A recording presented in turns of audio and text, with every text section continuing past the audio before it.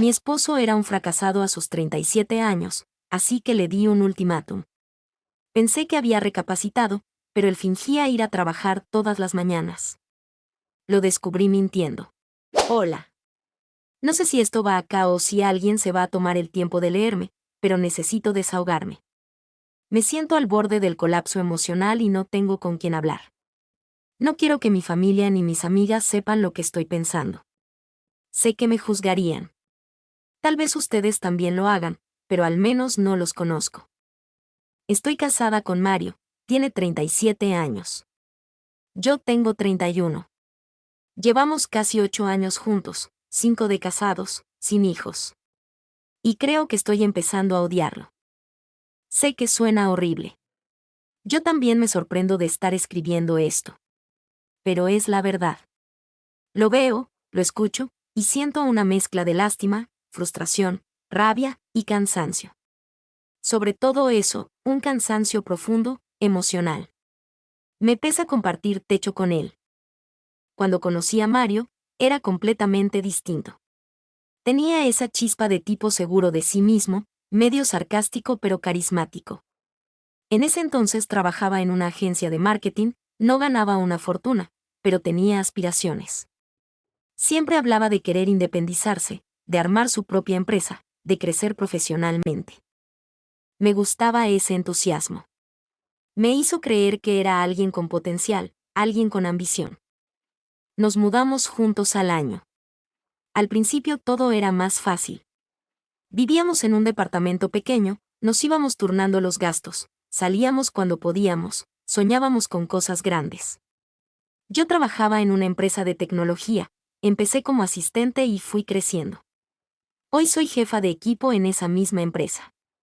No me va mal. Trabajo duro, pero al menos siento que mis esfuerzos se reflejan en mi vida.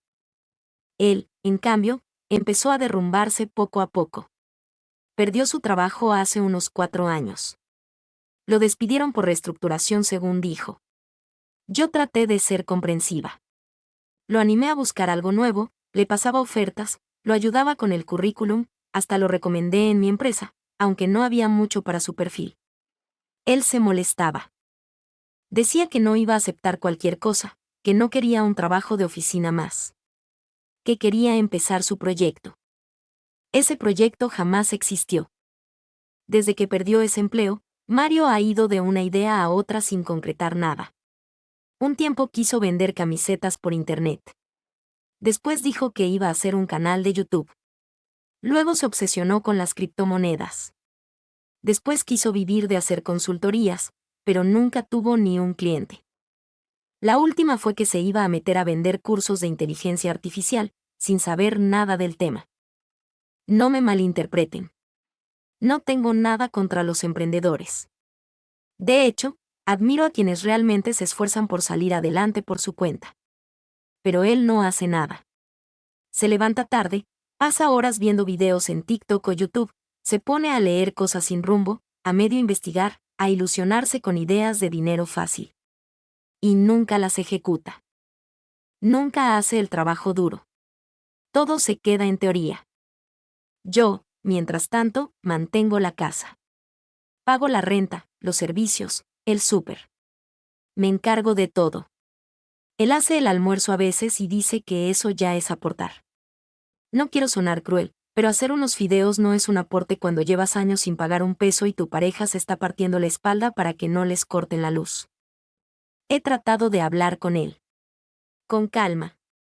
Le he dicho que entiendo que haya tenido un mal momento, que a todos nos puede pasar, que no lo culpo por haber perdido su trabajo, pero que ya pasaron 4 años. Que no puede seguir viviendo como un adolescente que no tiene responsabilidades. ¿Y saben qué hace? Se victimiza. Me dice que no lo apoyo, que soy fría, que lo presiono. Que no entiende por qué no puedo tener fe en sus ideas. Que yo lo conocí siendo alguien soñador y ahora quiero que sea como todos los demás, un asalariado aburrido. A veces incluso llora. Literal. Se pone a llorar, me dice que se siente un fracaso, que no es suficiente para mí. Y al principio, eso me partía el alma.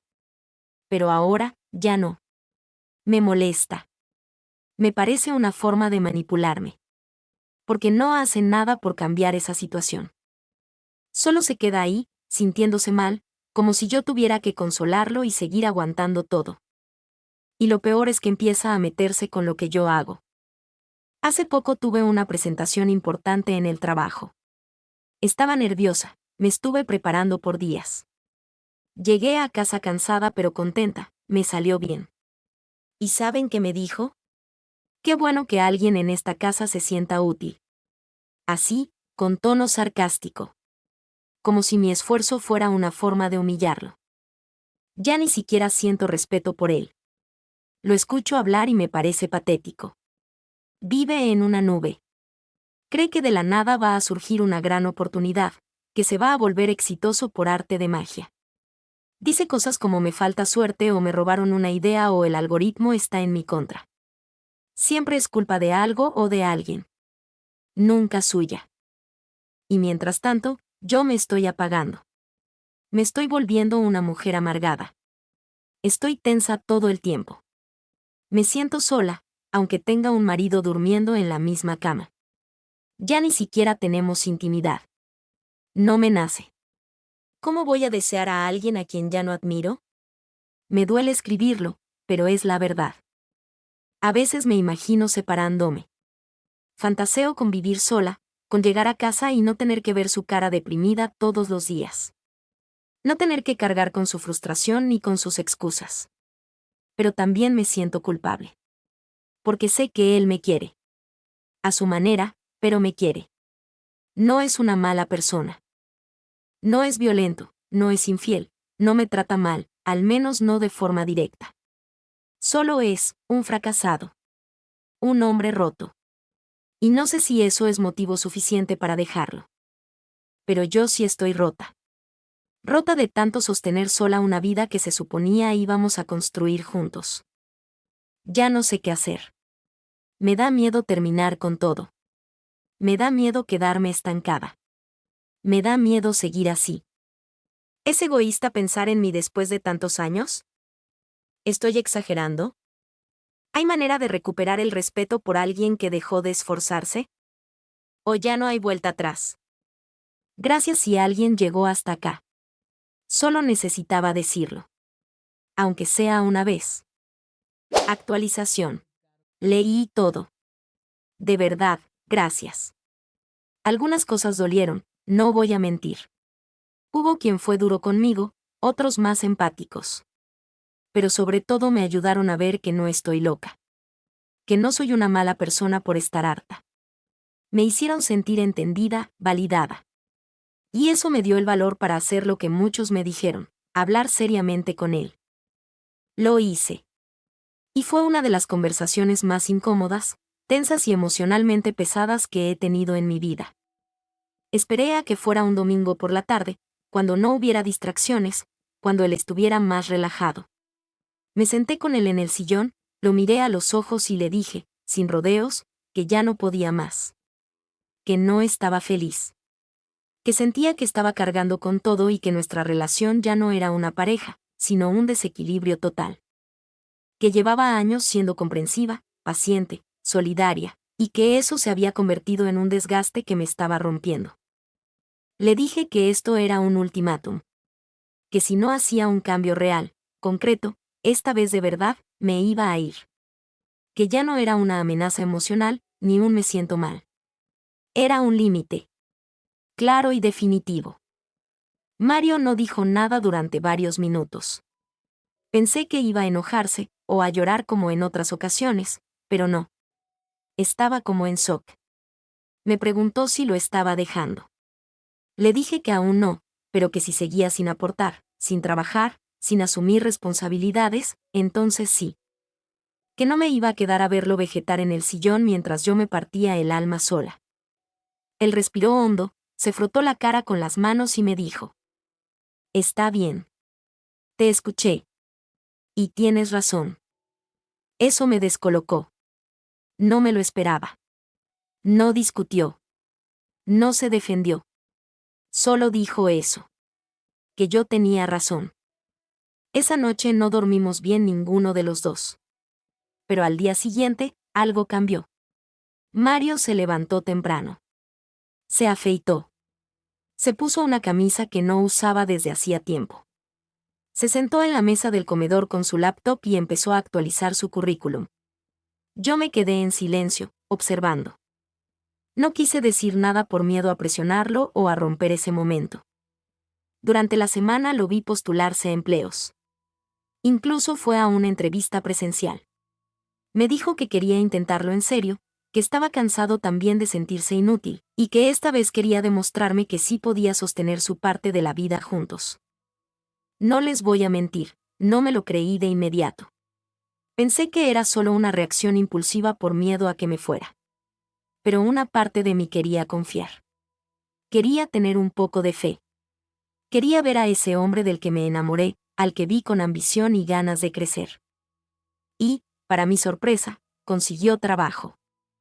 Lo contrataron en una empresa de logística como coordinador de proyectos. Nada relacionado con marketing ni emprendimientos, pero es un trabajo estable, con horario fijo y un salario decente.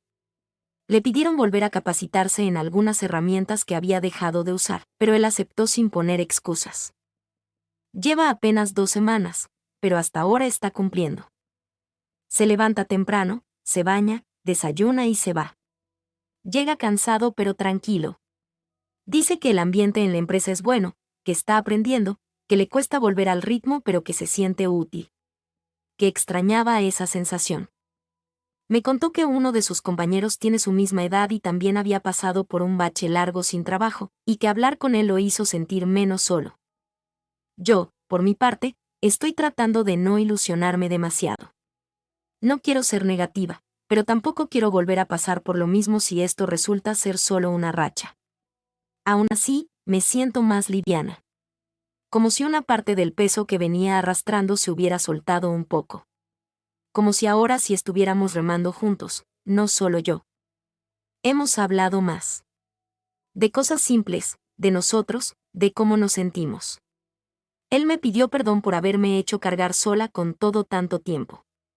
Me dijo que había estado deprimido, perdido, y que no supo pedir ayuda como debía.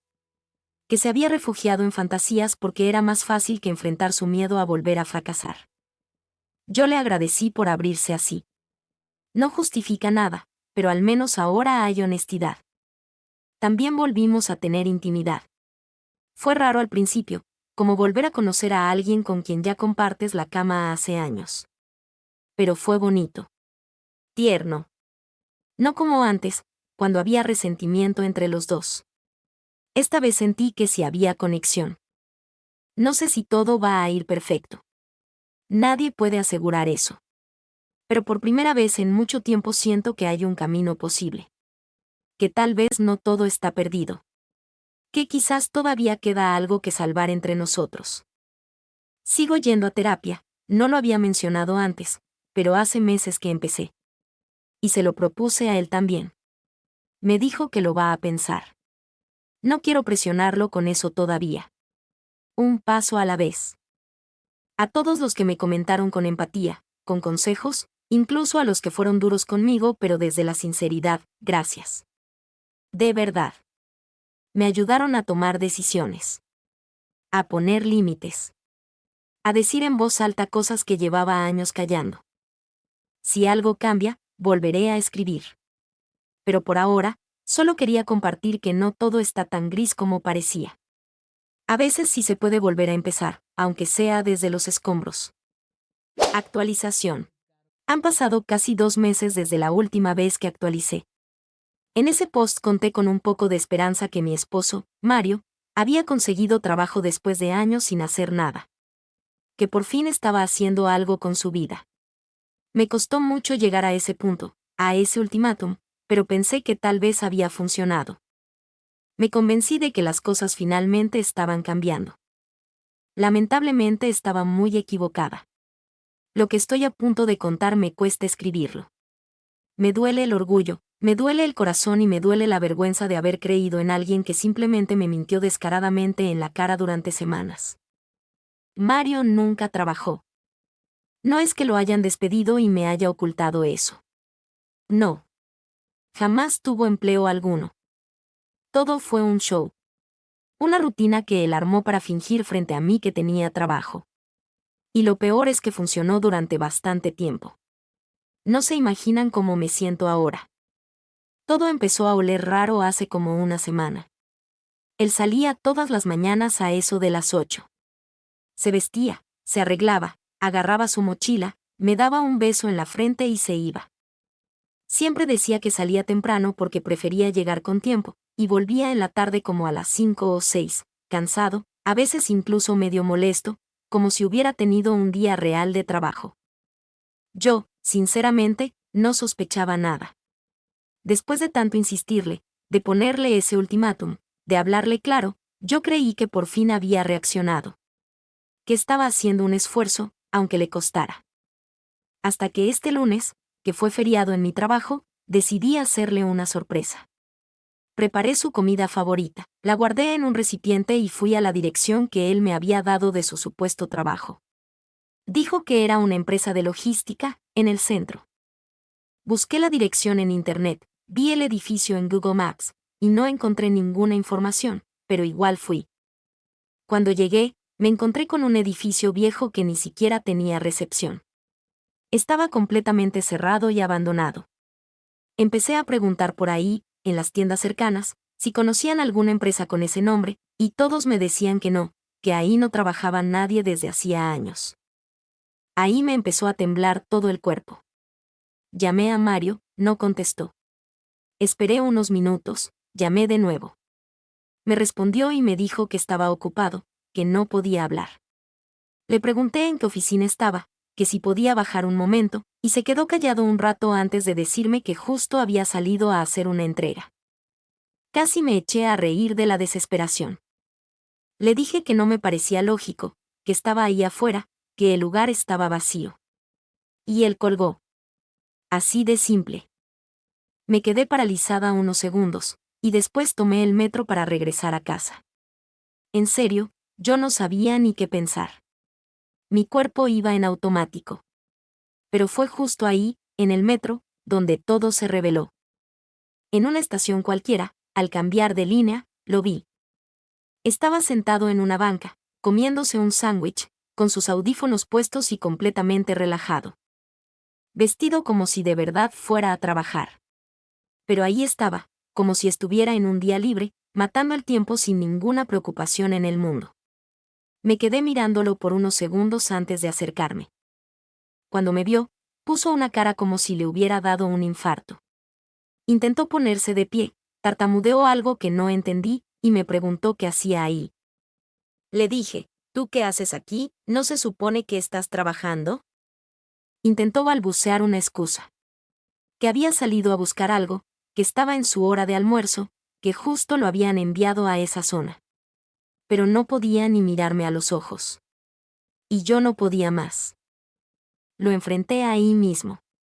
Le dije que había ido a su trabajo, que la dirección que me dio no existía, que el lugar estaba abandonado, que pregunté, que no había ninguna empresa.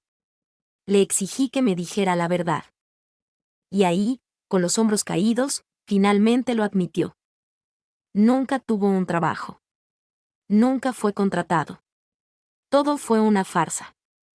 Desde el primer día en que me dijo que lo habían aceptado, solo salía de la casa y se iba a pasar el día en el metro. A veces se subía a trenes sin rumbo, otras veces solo caminaba por las estaciones, se sentaba a escuchar música, a mirar su celular, a ver pasar la vida. Según él, quería que yo no lo presionara, necesitaba pensar, no sabía cómo decirme que seguía sin rumbo, no quería decepcionarme. Y entonces prefirió mentirme. Prefirió montarse un teatro diario durante semanas, fingiendo que salía a trabajar. No lo puedo perdonar. No esta vez. No solo me mintió. Se burló de mí. Me hizo sentir que por fin había dado un paso adelante, que podíamos estar bien, que yo podía confiar de nuevo. Y todo fue una actuación. Ahí mismo, en la estación, le dije que no lo quería ver más. Que lo nuestro estaba muerto. Que no solo era un vago, sino un cobarde. Que podía entender que alguien esté perdido, que no sepa qué hacer con su vida, pero mentir así, día tras día, mientras yo le daba todo mi apoyo, eso no se lo paso a nadie. Él no intentó detenerme. Solo se quedó callado. Me pidió que no lo insultara, que él estaba haciendo lo que podía. Y eso me hizo explotar más. Le dije que no, que él hacía lo que le daba la gana, no lo que podía. Que podía haber sido honesto, podía haber buscado ayuda real, podía haber trabajado en lo que fuera mientras se aclaraba, pero prefirió seguir siendo un adolescente de casi 40 años. Lo dejé ahí, sentado con su sándwich. Me fui caminando. Lloré en el baño de la estación. Lloré en el vagón. Lloré en la calle. Y terminé llorando en el sofá de mi hermana, que me abrió las puertas sin hacerme preguntas. Solo me abrazó. Desde ese día no he vuelto a hablar con Mario. Me ha mandado mensajes pidiéndome perdón, explicándome todo lo que sentía y lo difícil que ha sido para él, pero no quiero escuchar nada más. No me interesa. Ya no. Estoy comenzando a tramitar la separación. No hay hijos, así que será más fácil. Pero emocionalmente, esto es de lo más duro que he vivido. Me duele aceptar que me equivoqué tanto. Que elegí a alguien que no estaba a mi nivel, que no supo valorar lo que teníamos, que en lugar de crecer prefirió esconderse y mentir. Yo quería un compañero de vida. No a un niño grande que vive de excusas. A todas las personas que me escribieron en los posts anteriores diciéndome que abriera los ojos, tenían razón. Y les agradezco. Porque hoy, aunque dolida, me estoy eligiendo a mí. Actualización. Hola, soy Wanda. Solo quería pasar a contarles que hace unos meses firmamos el divorcio con Mario. Antes de eso, él me pidió perdón de rodillas, me dijo que cambiaría, que quería hacer las cosas bien, pero honestamente, ya no le creí. Después de todo lo que pasó, las palabras se volvieron vacías para mí. El proceso fue tranquilo, sin peleas ni drama, solo el cierre que necesitábamos para seguir adelante cada uno por su lado. La verdad, no puedo describir lo mucho mejor que me siento ahora. Más feliz, más tranquila, más libre. Estoy empezando a reconstruir mi vida poco a poco, enfocándome en mí y en mis proyectos personales. Aprendí que a veces soltar es la única forma de crecer. No fue fácil, pero valió la pena. Gracias a todos los que me acompañaron en esta historia, sus palabras me ayudaron mucho. Ahora solo pienso en el futuro, y es mucho más prometedor sin cargas del pasado.